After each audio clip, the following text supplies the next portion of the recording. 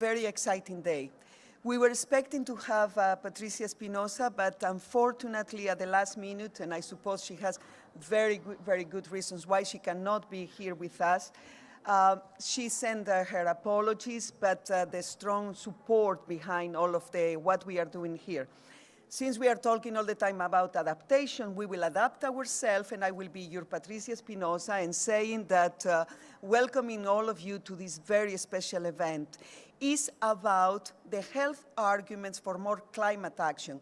It's about action, which is so much needed these days, and it's something positive. You heard the impact that climate change is having on our health, but you will hear as well how by the health sector committing all together the health systems, we can reduce our own carbon footprint and generate this positive movement that we all need. It's about the health co-benefits that we will obtain for our health if we tackle the causes of climate change. But you will hear that much better from my boss, the Director General of the World Health Organization, Dr. Tedros. He cannot be with us here today, but he is on a video message. Thank you. Excellencies, dear colleagues and friends, the climate crisis is a health crisis. A warming planet means more extreme and more deadly weather events, more outbreaks of infectious disease, and more threats to our air, water, and sources of food. Evidence shows that the changes we need to make to our energy, transport, and food systems to meet the Paris climate goals would bring massive health gains. For COP26, WHO has produced a new report with 10 evidence-informed recommendations for protecting the health of people and planet. We have also joined organizations representing more than 45 million health workers from more than 100 countries in signing an open letter to heads of state calling for climate action. I commend the UK government for making health a priority at COP26. Many countries are already rising to the challenge. Over 40 have signed on to COP26 initiatives on climate resilient and low carbon health systems. WHO is committed to working with those countries and all countries to build stronger and greener health systems for a healthier and more sustainable future. I thank you.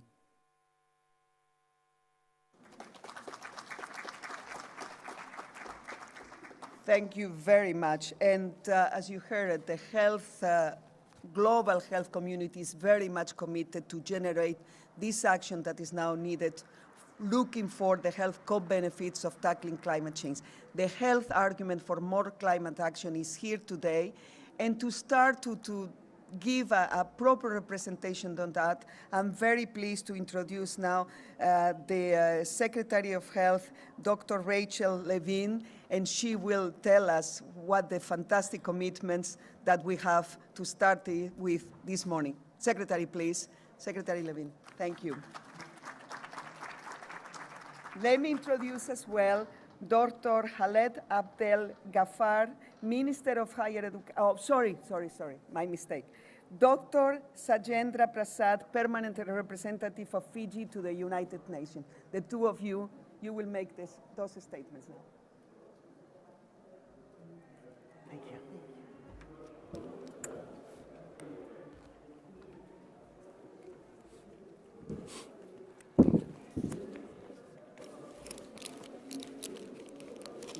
All right, I started. Good morning, Chair, and good morning to everybody.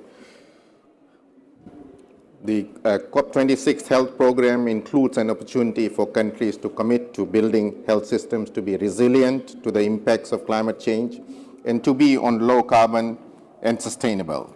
Before we say how many countries have signed up to these incredible commitments, we first want to make a few remarks about why climate resilient and sustainable health systems are so important in the fight against climate change. No country, low middle or high income will escape the impacts of climate change. We are already seeing declining crop yields caused by extreme and unpredictable weather. We're experiencing increasing water insecurity, which will get worse with a predicted 1 in 4 children living in areas of extreme high water stress by 2040. We are also experiencing the impact of increasing frequency and intensity of heat waves across all regions of the world. Health systems are essential in protecting our populations from the negative impacts of climate change. However, health systems are also vulnerable to the impacts of climate change and can be compromised when they are most needed, as we know from our own national experience so well. Health systems which can withstand and respond to these challenges are therefore the need of the hour. Strong, resilient health systems are key to delivering with a wider range of public health threats, as we have seen with the COVID-19 pandemic. Having health systems which are resilient will protect our populations from climate change, but also emerging global health security threats and provide the essential health services which are central to protecting the health of our families and communities. As part of the COP26 health program, countries were asked to commit to developing a health national adaptation plan based on systematic assessment of their health system's vulnerability to climate change. And Fiji is very proud to reaffirm our commitment to this COP26 health program. And with this, I invite Dr. Levine to make a few remarks. Well, I would very much like to thank Dr. Prasad for his comments. Resilience of health systems is incredibly important. It is also true that as part of a green and resilient recovery from COVID-19, we need to recognize the role of health systems as emitters, accounting for 4 to 5% of global emissions. These emissions are predicted to increase as health systems develop and demographic changes lead to increasing healthcare demand. Health systems also contribute to air pollution, which is a critical driver of premature deaths and hospital admissions. We have an opportunity as a health community to demonstrate leadership on emissions reduction and to contribute to important national climate targets. We cannot stand back and only tell others what they should do to protect our patients. We must lead with our actions. Solutions to building sustainable, low-carbon health systems are also important for building the resilience of those health systems. This is an issue that we must all tackle. High-emission countries must do more and reduce emissions more quickly. And while health sector emissions are lower in low and middle-income countries, these are projected to increase at rates that will make Paris Agreement targets difficult to meet. It is important that all countries develop plans to develop our health systems in a way that minimizes greenhouse gas emissions and air pollution. As part of the COP26 health program, countries were asked to commit to publish a plan setting out how they would develop their health system to minimize carbon emissions and air pollution based on a baseline assessment of their health system's greenhouse gas emissions. Countries could also choose to set a target date for their health system to reach net zero carbon emissions. The United States is proud to demonstrate leadership by prioritizing the commitments under the COP26 health program. I would now like to hand the podium back to Dr. Prasad to reveal how many countries in total have made these important commitments. Thank you, Dr. Levine. So, colleagues, I'm really excited to tell you that 50 countries and Belgium and Indonesia have made commitments to build their health systems to be sustainable and resilient to the impacts of climate change. This includes countries from all regions of the world. This represents a massive global commitment from the health sector, which positions us as leaders on climate and health. Dr. Levine.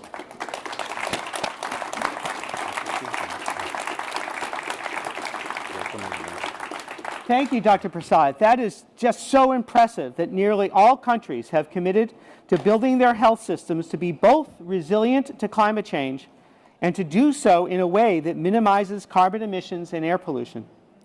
I am pleased to share that the countries making a commitment to build sustainable, low-carbon health systems cover over 1/3 of all health sector emissions globally. It is also impressive that as part of these commitments, 14 have set a target date for their health system to reach net zero carbon emissions by as early as 2030. This is the sort of determination and leadership that places the health community at the very center of the urgent response to climate change as a health emergency. We'll now turn things back over to Dr. Maria Neira. Thank you. Thank you.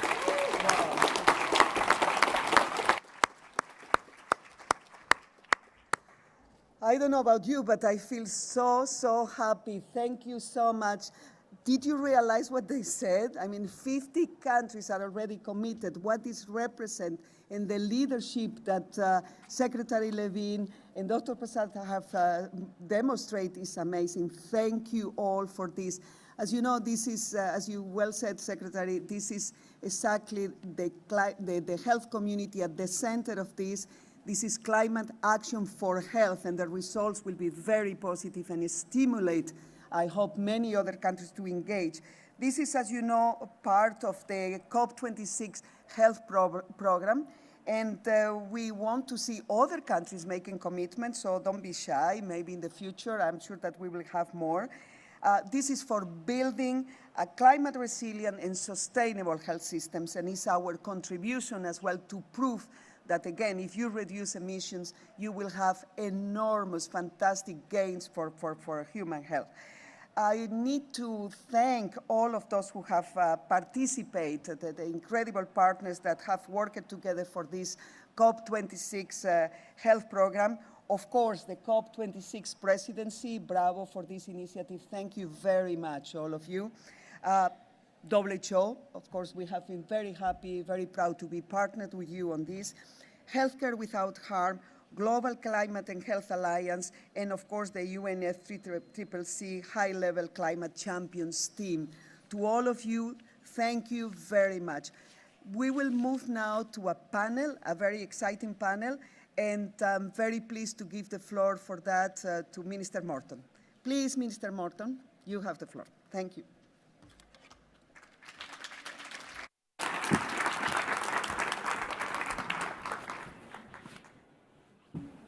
Thank you, Dr. Neira.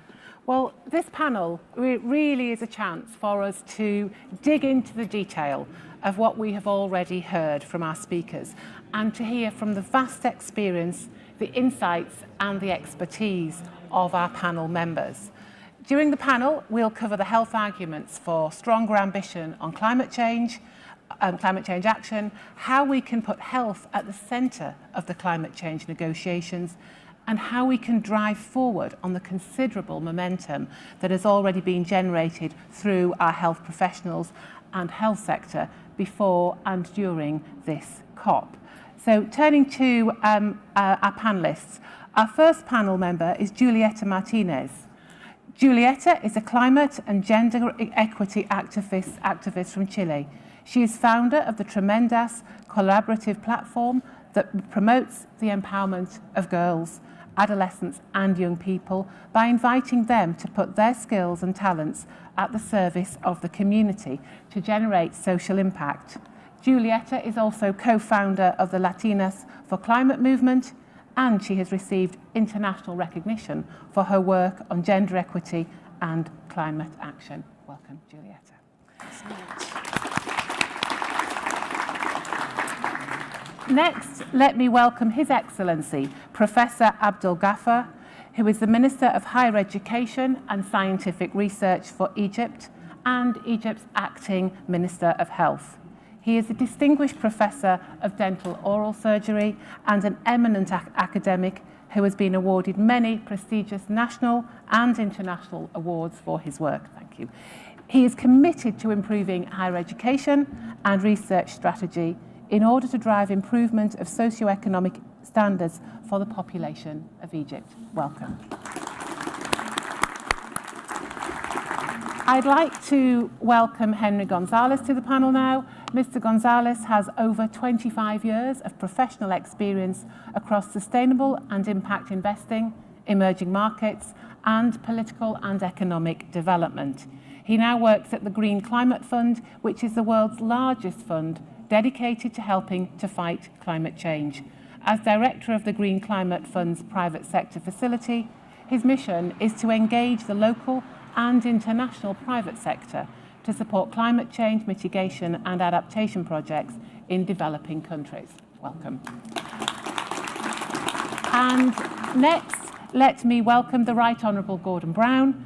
Gordon is the United Nations Special Envoy for Global Education and former Prime Minister of the United Kingdom. He also serves as the World Health Organization Ambassador for Global Health Financing, and in this role, he elevates and supports the WHO's work to raise awareness internationally on the great need for sustained global health financing in order to protect health. Welcome. And can I please now welcome United States Assistant Secretary for Health, Dr. Rachel Levine. Dr. Levine previously worked as a paediatrician and Professor of Pediatrics and Psychiatry, and has also served as Pennsylvania's Physician General and the state's Secretary of Health. She is co-chair of the US Department of Health and Human Services Climate Change and Health Equity Office, the mission of which is to protect vulnerable communities who disproportionately bear the brunt of pollution and climate-driven disasters. Welcome, Rachel. And next, I'd like to welcome Dame Emma Walmsley.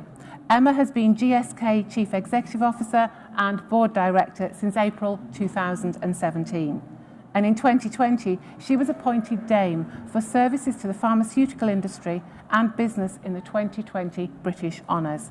Under Emma's leadership, GSK has announced new environmental sustainability goals in both climate and nature, aiming to have a net zero impact on climate and a positive impact on nature by 2030. Welcome.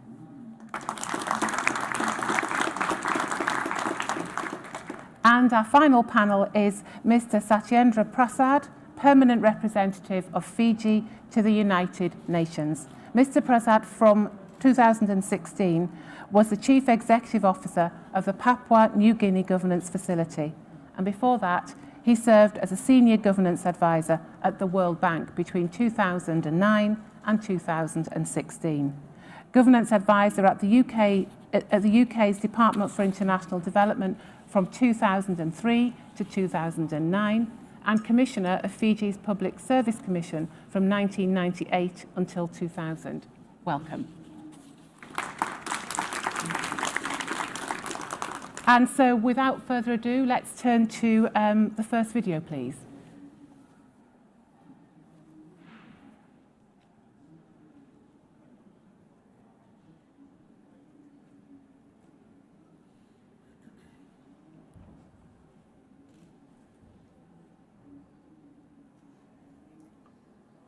Hi, I'm Cesar Bugawisan, a respiratory therapist from the Philippines, and is currently sitting as chairperson of the National RT Organization.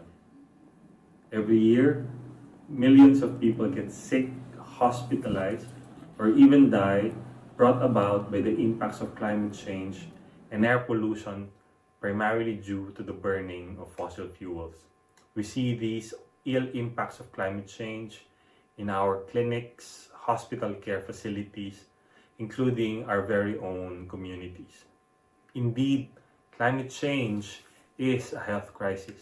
Thus, as healthcare professionals across the world, we are calling for action. We know that these actions that tackle climate change can improve people's health for the better.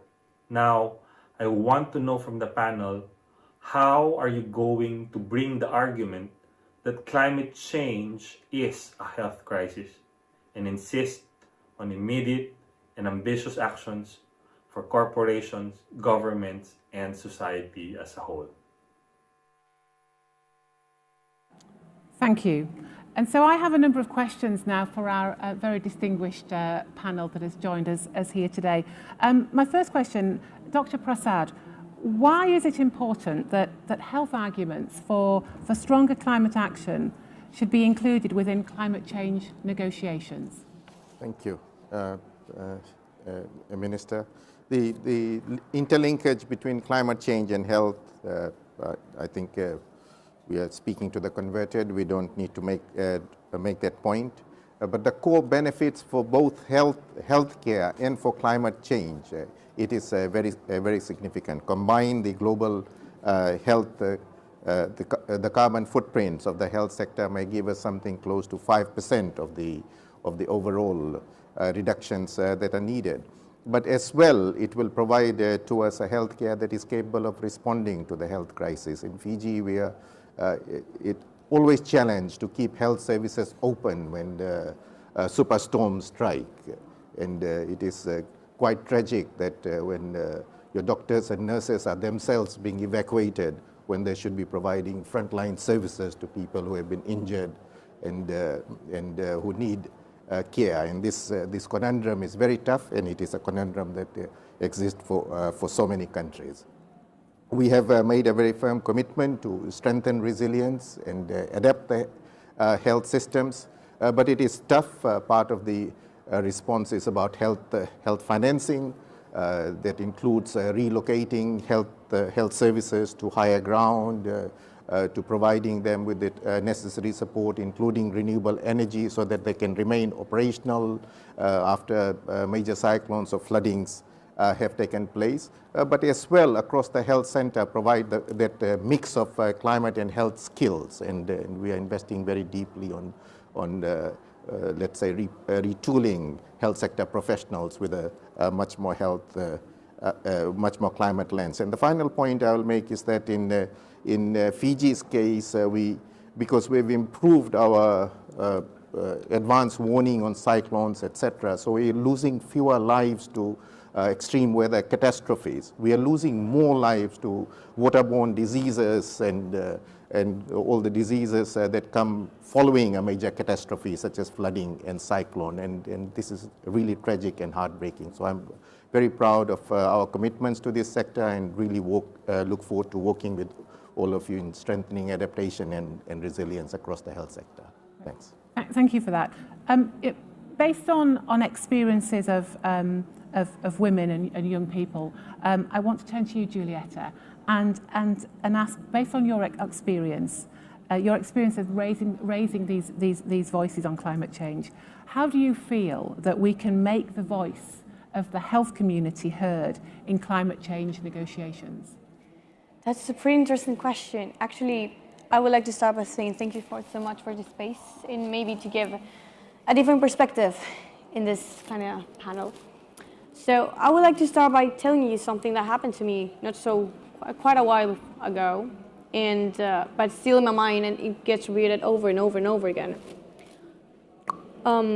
Since I started working with the PMNCH, I have been learning a lot about the health community, the importance of the health community and the relation about health, the climate crisis, with a gender perspective as well.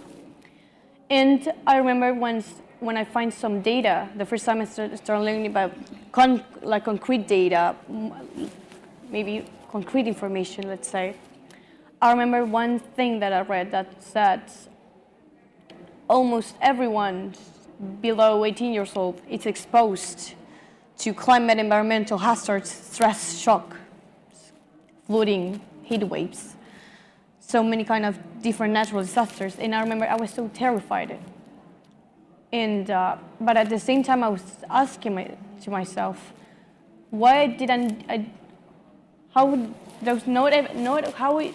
I always forget the words in English, but how is I know everyone talking about this? Why is not everyone talking about this? Why didn't I knew this before? I knew this before. And I noticed that there's a pretty important problem and a gap that the science community and the health community has as well. And it's the accessibility to information. I remember the first time I saw the IPCC report, I tried to show it to my dad. My dad knows English, but not that much. And I tried to explain it to him why it was so important to learn about this. It was a 300 documents in English with so many technical words. It was impossible for me to explain it. And it's pretty similar to what's happening today with the health community. I think that the best way to get involved in negotiations today and in actually getting involved also with civil society, it's understanding the importance of it by making it more friendly, more accessible. And I'm not talking about take it out all the technical works, for example, but it's about connecting with people. It's about telling them what's so important. I work with girls that live in sacrifice zones, girls that the water is polluted, the air is polluted, everything is polluted, and they know that they are living through a crisis, but they don't understand why. That's why it's so important to have access to information, because an educated person not only improves their quality of life, but enables them to change the world. And that's where health community needs to take a big part. Great, thank you, Giulietta. I'm going to now turn to Gordon. You bring some experience of political manoeuvring to the floor today, and I'm sure we can benefit from that. But how can we get the health argument for stronger action on climate change and maxing health co-benefits to really land when it comes to government discussions? Well, thank you very much. The theme of this few days is keep 1.5% alive. And I think we have got to remember, as we are doing today, the human element. We need to keep 1.5% alive to keep millions of people alive. And I was very impressed by the remarks of Sir Patrick Vallance this morning, and he's generously come to join our audience today, and I thank him for his work on COVID, that although COVID has been a deadly disease, climate change will take more lives in the next 50 to 100 years than anything that disease will do. And that's why we've got to be prepared to take action. And you cannot solve the problem of our health crises without solving climate change, and you cannot solve the problem of climate change without building, as we've just heard, resilient healthcare systems, because alone they emit about 4 to 5% of carbon emissions throughout the world. And I want to bring this one message. You cannot cut investment in health at the expense of climate change, and you cannot cut investment in climate finance at the expense of health. And we really have to recognize that we're dealing with global public goods. The control of infectious diseases, a clean environment, clean air and a clean environment, and we need to invest and have a system of global burden sharing where the richest countries that are responsible for the historic emissions and have the wealth and the capacity to pay make good the funding that is necessary for mitigation and adaptation, and that includes the adaptation of healthcare systems, particularly in the poorest parts of the world. And so I just want to emphasize today that if we don't reach the target that we have set of 100 billion a year in climate finance for developing countries, then we will deprive them of the opportunity not only to build coastal defenses and renewable industries, but to build the healthcare systems that are necessary for resistance to droughts and famine and also to pollution in the air. I was a finance minister for some time, and we used to say there are only two kinds of finance minister. There are those who fail, and there are those who get out of just in time. But we do need finance ministers to come together now to find that money. We need a global burden sharing agreement over the longer term, and that is not forthcoming at the moment. In the short term, we need at least to meet the commitments that we have made 11 years ago, that we would provide 100 billion a year for developing countries and haven't done so. And I think it is vital now that in the next few days, the Prime Minister, the Chancellor of the Exchequer, finance ministers, maybe meeting virtually, make a final push to get to this 100 billion and hopefully get more. And I and others have put forward proposals that we believe that if they were adopted would allow us to pay for the health resilience we want to see, as well as the other elements of mitigation and adaptation. I noticed that a leak of the communique has said that this is a failure, that they are not going to get to 100 billion. But we have a few days to do this. The future of healthcare systems depends on it, but also the future of all the other climate activity that is being promoted here this week. Churchill, who was one of my predecessors, said about the 1930s that leaders had been resolved to be a resolute, adamant for drift, solid for fluidity, and all-powerful for impotence. We do not want to get into that position. We do not want Glasgow to be like Copenhagen in 2009 and failed. We want Glasgow to be like Paris and did better than Paris in 2015 and succeed. And I think all the pressure that is about the sanctity of human life and the need to have resilient healthcare systems adds to everything else that has been said about a carbon-emitting environment. And in the next few days, I plead with our world leaders to get together and make good the promises that are essential for a world that is going to be habitable in the future. Thank you.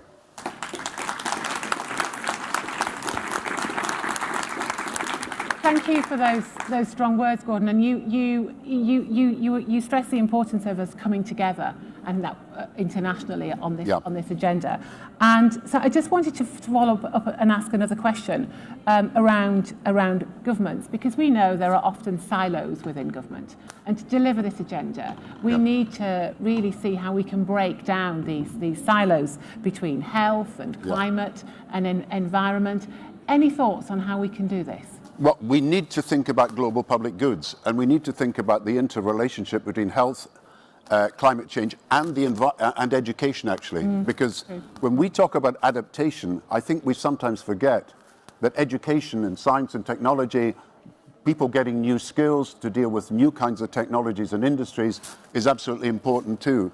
And yes, now that you are part of a Foreign Office that includes the Development Department as well, here is an opportunity to be a problem solver in all these three areas of development.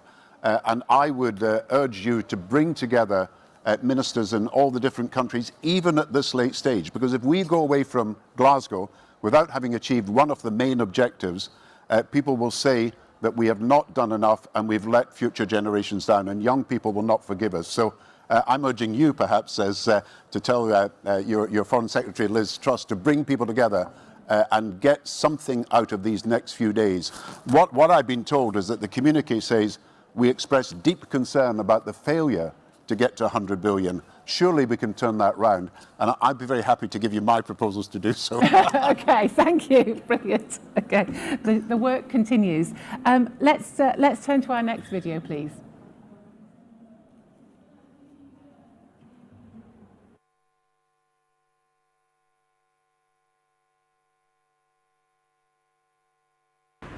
Bonjour, je suis Lantra Shumeraman, médecin-chef du Centre de santé de base numéro 2, Tarala.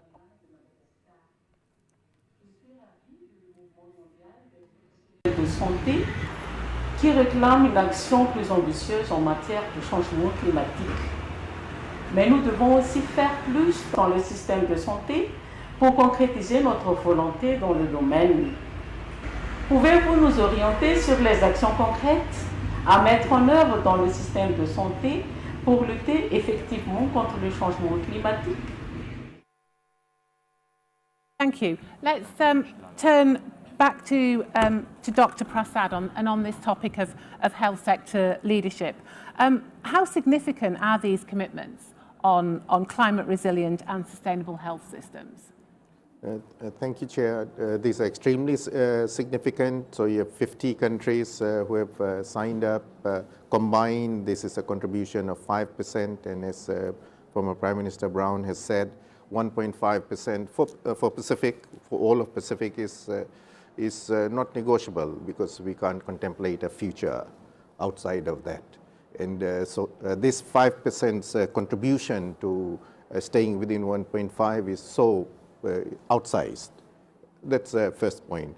Second is that we need a health sector. We are drawing attention to the centrality of the health sector in helping us fight climate change. And as again, Prime Minister Brown has said, in Fiji and across the Pacific, we are already losing more lives to climate change than to COVID and almost everything else combined. And this is, whichever way you cut the data, this is some 20 years of continuous tragedy like this. Sometimes we do say we are canaries in the coal mine, and I think, I hope what I'm saying is not describing what may happen on a much larger and broader scale in much larger countries such as Bangladesh and much larger countries in Africa.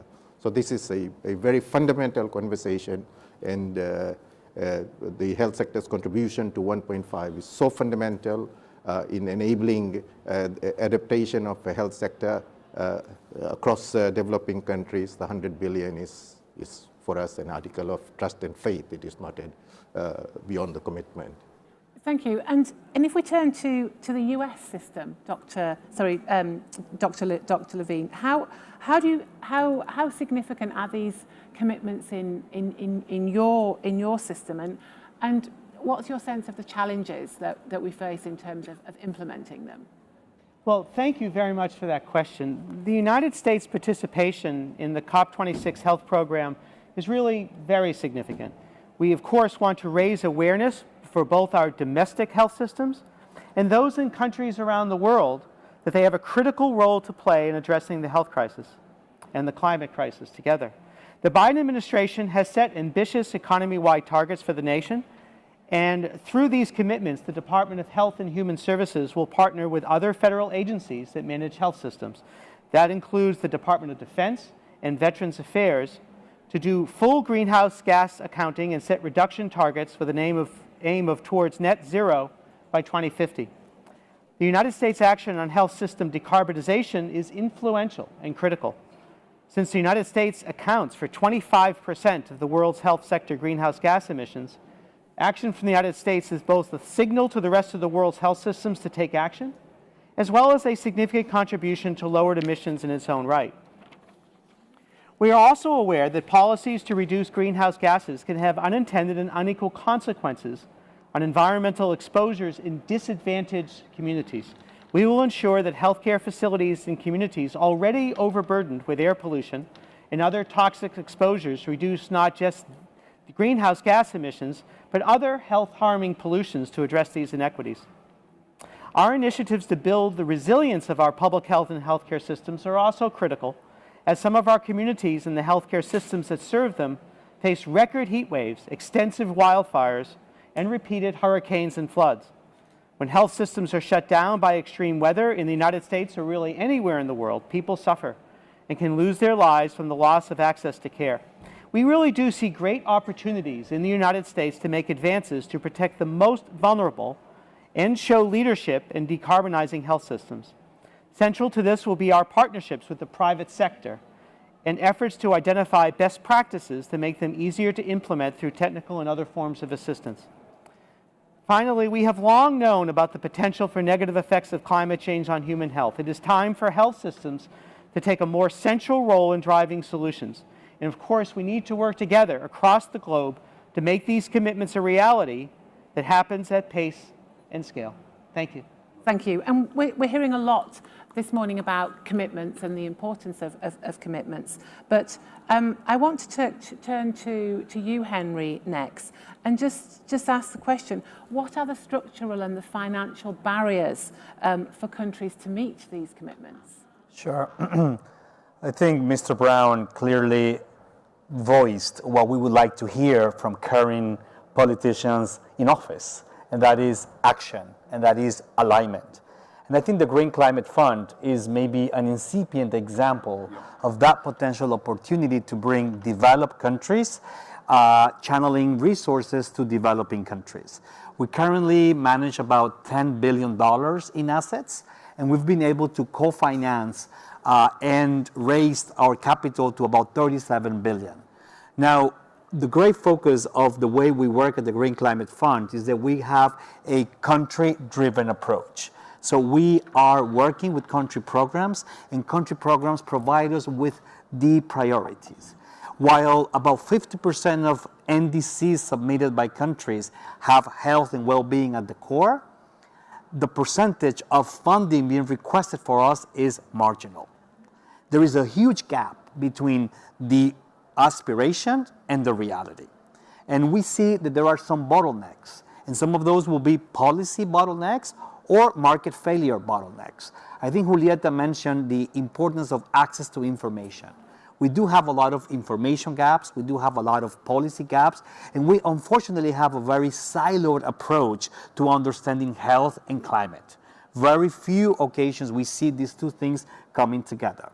On the financing side, there is lack of appetite. We need to de-risk the health sector or the resilient health sector in order to be able to attract the private sector. And the Green Climate Fund is trying to work with some of these barriers because that is the role that we have. On the policy side, we're trying to provide readiness, capital in the way of grants in order to help countries create planning and execution of policies that are having climate and health at the core. And on the financing side, we're willing to take risks. So we're here to tell the private sector we're happy to take a guarantee, to take a first loss position in order to make sure that the private sector comes in. Because honestly, 100 billion is nothing. $340 trillion are being managed today in the global markets. So what we're asking, or what our countries require, is something that is certainly doable, but we really need to work together. And we have had a very, I would say, fragmented way on approaching funding to climate and funding to health. And that fragmented way does not get us very far. And I am from Costa Rica. I come from a country where healthcare is universal. But in developing markets, basic access to healthcare is still fragile. Now, if we're going to put on top of that the consequences of climate and the consequences of adaptation, imagine how vulnerable these people will be, especially around small island development states, least developed countries, and African states. And this is where GCF would like to work more. We're trying to engage our partners to really help us get there. And hopefully we will get more commitment from our countries, because now our demand is going to be outpacing the supply of capital that we have. But we have been really pleased to governments of developed countries like the UK who have been generous, and we're also hoping other countries to come forward in order to overcome those barriers and see more capital flow into climate and health. Thank you. Thank you so much for that. We're talking about aspiration, we're talking about reality and financing, but if we translate this down to on the ground and implementation and the health sector, Dr. Abdel Ghaffar, Minister, could you perhaps share with us your views on what the role of health workers is in terms of implementing these commitments? Sure. I mean, let me start by highlighting the theme of this important session, which is climate action for health and health action for climate. And this means that they are both interconnected. There is a lot of relationship between both sectors. I can mention here that the healthcare footprint accounts for 4.4% of the global net emissions, which means that healthcare workers is an essential component of this formula. We have to strengthen engaging healthcare workers to in all levels. I can give examples for that, like capacity building, and certainly somebody talked about medical school education. This is also very important.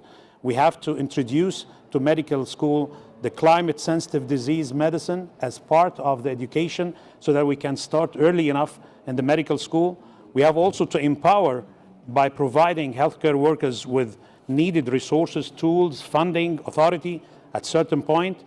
Also, we have to start our healthcare system to develop their own climate healthcare footprint and measurable footprint and accountable footprint that can be monitored, as well as support the societal transition to clean and renewable energy, encouraging government action plan for climate smart healthcare, and deepen, which was very important, the deepen and funding of research on healthcare and climate change. And this all can act as an action plan to decarbonize our healthcare system. And I think by doing that, we have to encourage moving from just political declaration on health sector to evidence-based and innovation action on the ground.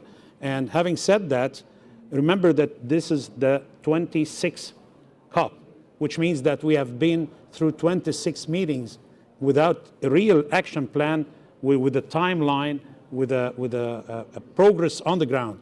So I think healthcare workers has a lot to do in both aspects. They have responsibility by their account on 4.4% of the global net emissions, and they are very important as well in educating and implementing and empowering the system under government so that we can all live in a healthy situation. Thank you. Right, thank you for that. Gordon, I'm going to come back to you, and I know you've given me a message that I need to do a bit more. But on this point, or we all need to do a bit more actually. But on this point about investment, how do we get a higher priority for investment in the healthcare sector for donor countries and domestic countries? How do we get that focus shifted? Well, this is the issue that arises from COVID, when we've been trying to vaccinate the world and provide PPE and masks and everything else and ventilators, and it arises from climate change to make health resilient, climate change resilient systems. You could, we have got burden sharing, as you know, when we finance UN peacekeeping. Some of the WHO budget is through burden sharing, through countries agreeing based on their ability to pay that they will make money available. But for all of the, and when we tried to eradicate smallpox, we had a burden sharing agreement between all the big countries who were prepared to pay. But we are relying really on having pledging conferences all the time. You know, we're relying on the equivalent of a charity fundraiser or a begging bowl going around the table whenever there's a crisis. And we are not prepared for health pandemics, and we are not prepared, obviously, for the droughts and the famines and the air pollution that needs to be addressed when we deal with all the climate change issues. So I would call a conference to see if we can get agreement on burden sharing generally on public goods. We did have a global tax, by the way, on airlines to pay for health. The French introduced this in 2005, and many countries, including us, followed that. So part of your airline ticket was actually paying for action on health. But that has sort of gone into abeyance, and that could be revived. But I think we've just got to recognize that we've got such big economies, 90 trillion economies, and a small amount of money devoted to health, as previous speakers have just said, and to health, particularly to make health systems climate resistant. That is something that I think the public would support. And we haven't really gone out and tested that with the public, I think, in terms of health. We talk about having to sacrifice holidays and sacrifice this and that, but actually this is such a big issue for people's health that I think you get far more public support if you said we must agree a global system that shares the burden fairly, so that never again are we in a position where we're not prepared for a pandemic and we're not prepared for the climate crises that we face at the moment. Thank you. Emma, you bring a private sector perspective to this debate, and I want to ask you, how can we work across the public and the private sector to demonstrate health leadership on the topic of climate change action? Sure. Well, it says there on the screen, together for our planet, and we're in the action room. So we do believe it's all about radical collaboration and a shared commitment to actions. The healthcare systems, as we know, make a meaningful contribution to this challenge and must be part of the solution, both for the health of the planet and for the health of its people. They are very complicated with an enormous number of stakeholders and participants, and everyone must play their part. But I'm fundamentally optimistic that we can address this for three reasons. First of all, because people are taking action and making very public commitments about that now. At GSK, as was said, we've committed to be net zero by 2030 and nature positive. We are certainly not alone in the industry. 30% of the industry have stepped up for net zero commitments now. But more excitingly, as we've heard this morning, when you look at the total healthcare systems, it was wonderful to be part of the support for the NHS, the British healthcare system that has committed to being net zero and led the way on that. We're now at 50 countries, as you know, kept clocking up the numbers through this morning. And I have to say, I couldn't be more thrilled than to hear the commitments from the US, which is just, you know, leads the way as an inspiration and such a major contributor and leader both on innovation and solutions for a broader society. So we can be optimistic for that. We're also delighted to participate alongside competitors and other suppliers and NGOs and the government in the work on Sustainable Healthcare Task Force, and that is something that is particularly looking at supply chains to health systems, using digital technology to unlock more efficiency and access as well, when you think about how telehealth can transform carbon footprint, but also all in the interest of patient pathways. So we're actually making sure all of this work on the climate change agenda is actually impacting positive health outcomes. So we can be really optimistic for the commitments. We can be optimistic because we are hearing a new level of voice, as we've heard from every panelist here, about bringing more social equity to this solution. I stand completely alongside the exhortation to get to the 100 billion, but I would also say I think the private sector is stepping up for access to medicine and for involvement. We are very involved in 8 different countries which are particularly water challenged to make sure that that aspect of the climate solution is solved. And then lastly, I think we can be optimistic because we are rightly going to be held to account for this. There is so much more transparency on these big commitments that are being made, that regulators, governments, I hope reporting, activists, our employees and our children will make sure that we deliver on the promises we've made, and we'll see more of that at COP27. Great, thank you for that. Let's move swiftly to our third video, please.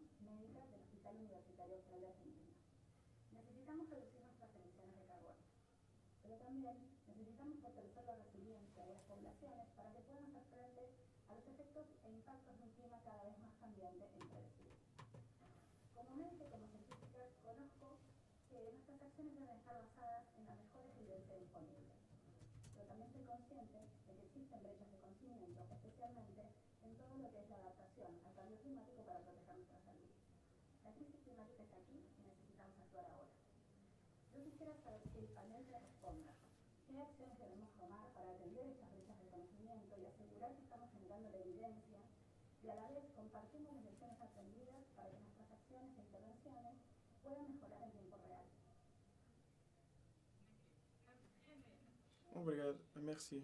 J'ai une petite question. Je sais qu'il y a beaucoup de questions, mais bon, j'essaye d'être en convergence avec le temps. De quelle façon ces fonds vont générer un partage? Pour nous, la santé, ce n'est pas un secteur privé.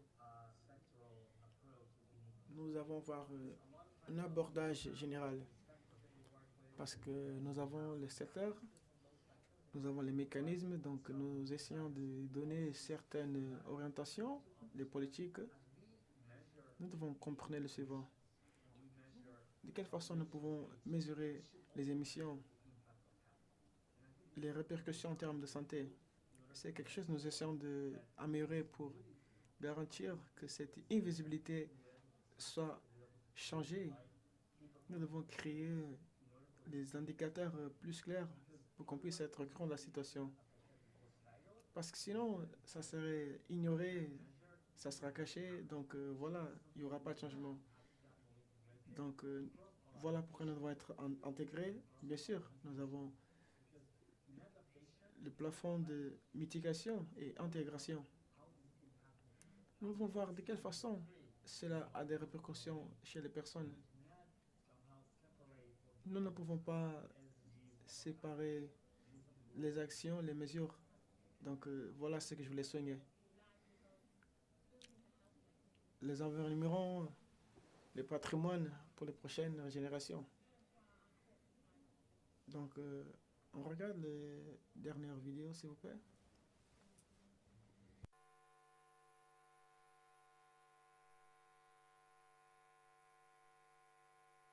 Hi, my name is Mel McDevitt and I'm a paramedic here with the Scottish Ambulance Service in Glasgow. First off, I'd like to give you all a really big welcome to my beautiful city of Glasgow. Now, as health professionals, we're obviously passionate about climate change because we can see the impact around the world on our patients every day. That's why I'm so pleased to see that health is so central to COP26. However, now that the ball's rolling and it's landed at COP26, what I would like to know is how are we going to keep this momentum going for future COPs? Très bien. Et moi, j'ai une question pour vous. Ça semble être une COP dédiée totalement à la santé.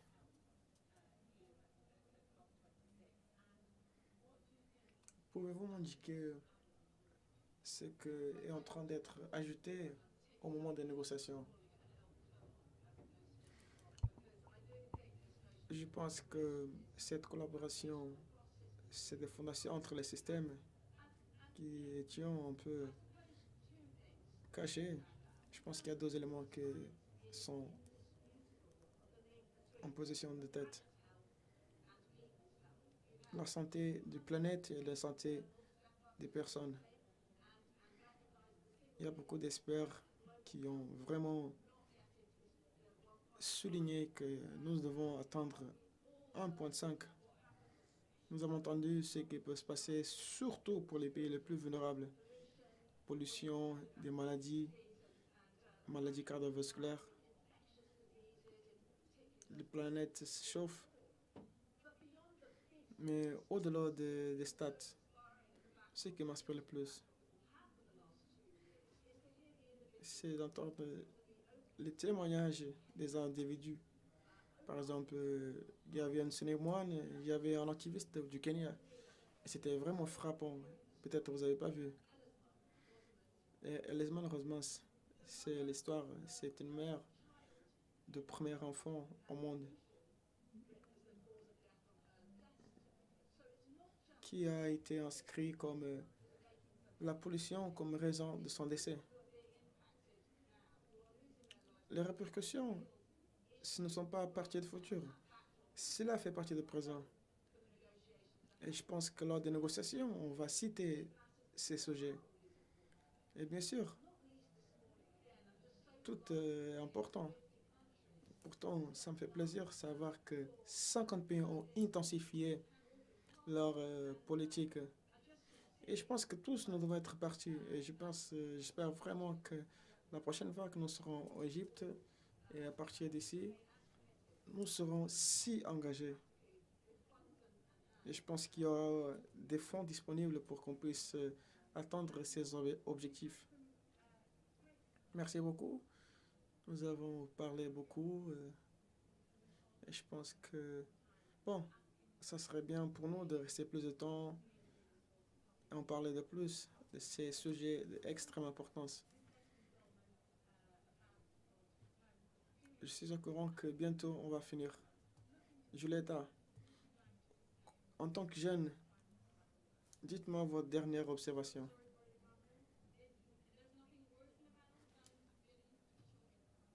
Je suis désolé pour tousser. Bon, pour conclure,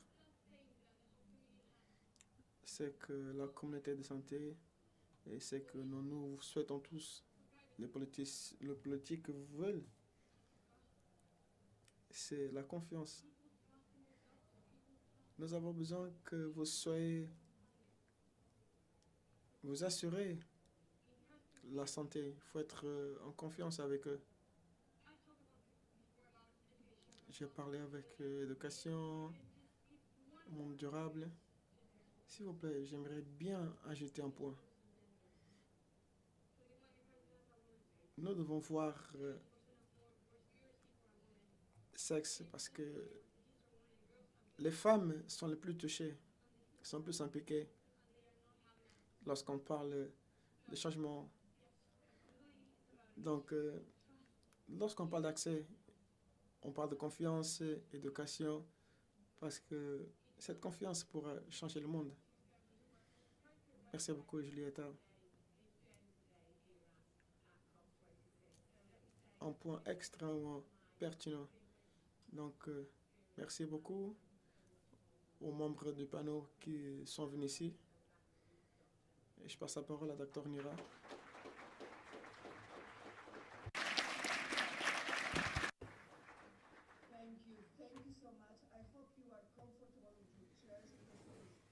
Merci beaucoup. J'espère que vous serez confortable parce que vous allez être là. Et on va continuer la session. Est-ce que vous êtes indépendu de ces arguments de la santé? Et c'est quelque chose.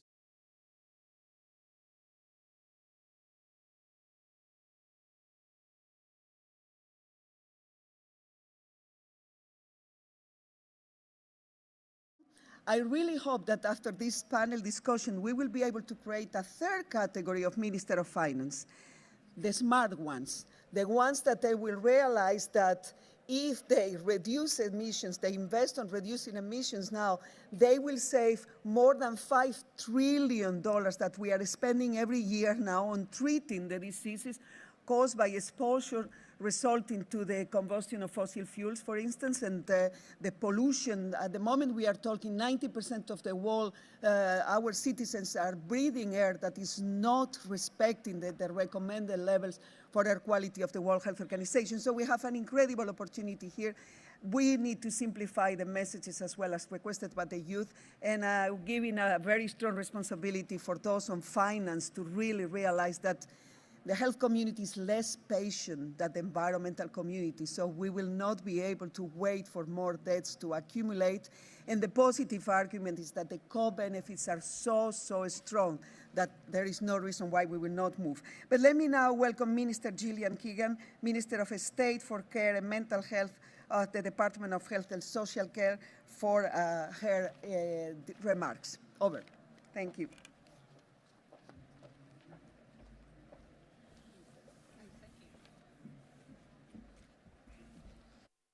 Thank you, and thank you, Dr. Neira, for that introduction. And thank you to the panel. It was a fantastic, informative, lively discussion. Thank you to Minister Morton for chairing it so expertly. I guess we all really enjoyed hearing the insights and also the progress that's being made. I'd also like to send my best wishes to Dr. Hala Zayed, the Egyptian health minister, who was due to join the panel today, and thank you for stepping in, but was sadly admitted to hospital last week. We wish her all the very best for her recovery, and I very much hope she'll be hosting us at COP27 in Egypt next year.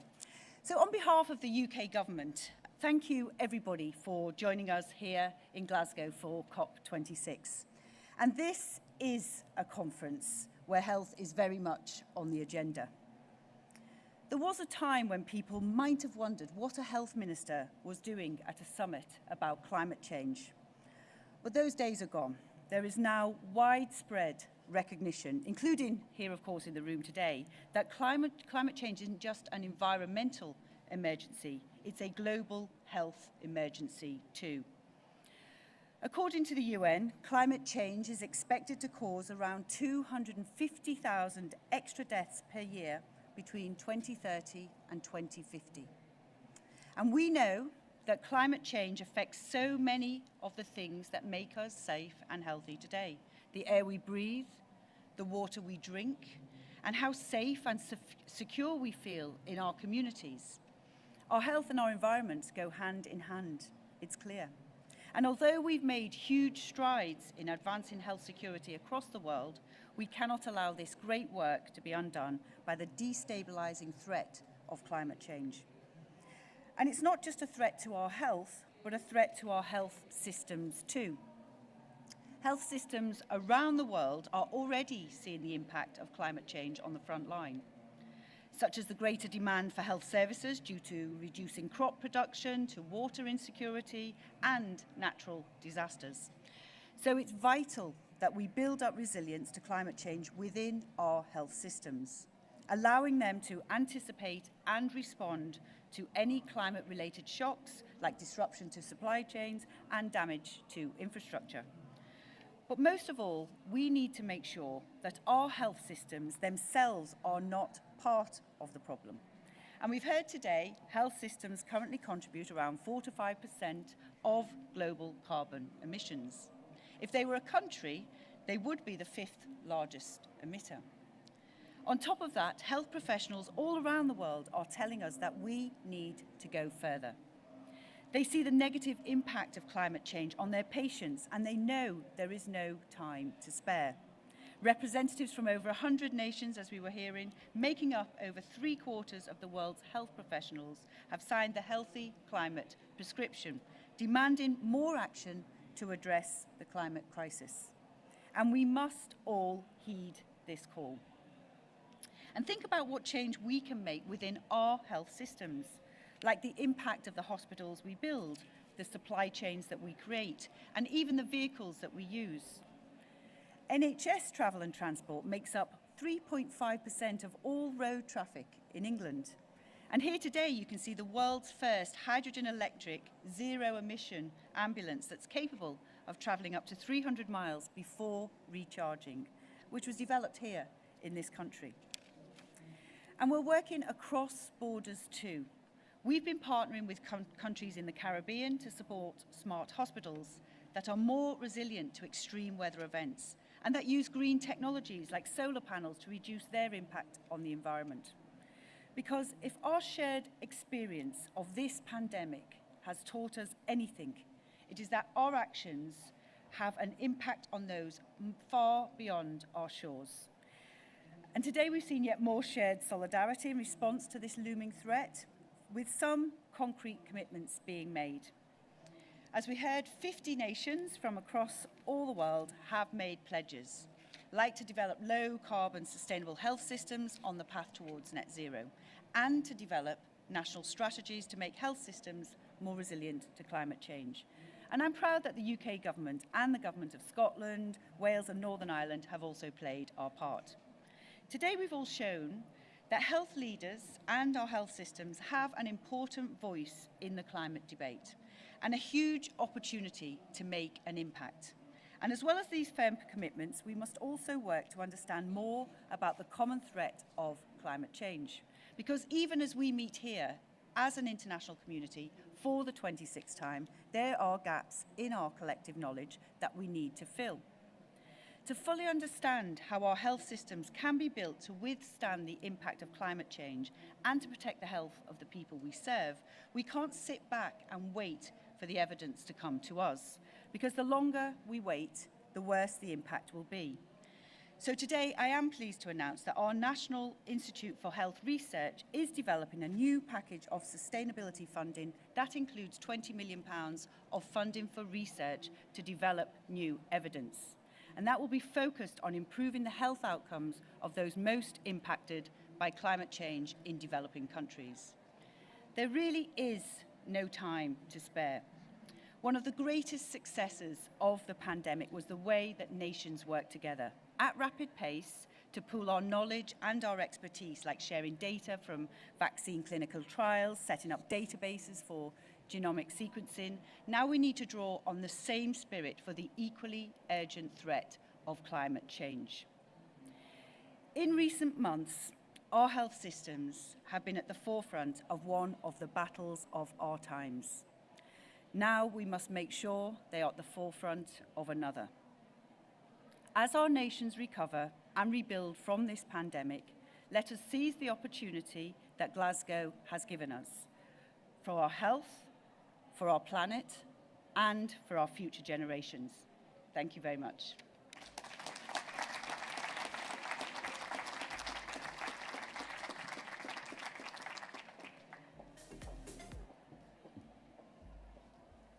Thank you very much, Minister Gillian. Thank you, Minister Morton, as well. And thank you, the panelists. I think it was an incredible health day. We thank once again very much on behalf of the World Health Organization and, of course, the health community on the broad sense. We thank you very much, the COP26 presidency, UK, for having the vision to organize this program, the health program, and those incredible commitments. Today we have more than 50 countries that made commitments to this health program to develop climate resilient, sustainable low-carbon health systems, and more will come, because if we use the health argument, if we look at the health co-benefits that can be obtained, I think this can be the most powerful ever. I have hope. I want to keep this hope and optimistic approach that this is just the beginning. And in Egypt next year, I'm sure that we will be able to deliver, to be accountable for what has been committed here, and it will be all very positive. We need more, definitely. We hope that Glasgow will be the one on commitments, major commitments, but for us it will be a kind of COP1 for health. So we are ready for that. If the health argument is not the one mobilizing more action, I don't know what it will be. During the end of the meeting, you will have very important statements highlighted here on your screens. I hope they will be used to inspire you and to make sure that this will pass the word that climate action is taking place here, and this is because of health. We are all very committed, very much stimulated and motivated to really obtain as much as possible the health co-benefits. Health is in action. Thank you all for this amazing day. Thank you so much.